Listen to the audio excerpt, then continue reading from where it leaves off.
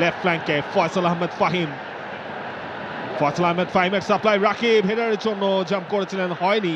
জামাল ভুঁইয়া, সেখান থেকে হামজার অ্যাক্রোব্যাটিক অ্যাটেম্প এবং সেখান থেকেই গোল। হামজা চৌধুরী, যার স্বপ্ন ছিল বাংলাদেশকে ম্যাচে ফেরানোর, এবং সেই স্বপ্নেই সত্যি হলো হামজার গোল।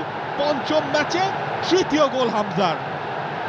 Take a bow, Hamza Chowdhury. অদ্ভুত, অবিশ্বাস্য। বাংলাদেশের কি আছে? বাংলাদেশের হামজা আছে।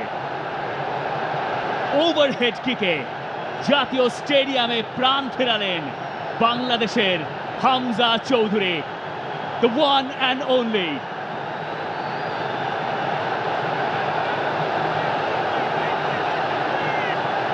যেই হাসির অপেক্ষায় ছিল সবাই, ফয়সাল আহমেদ ফাহিমের সেই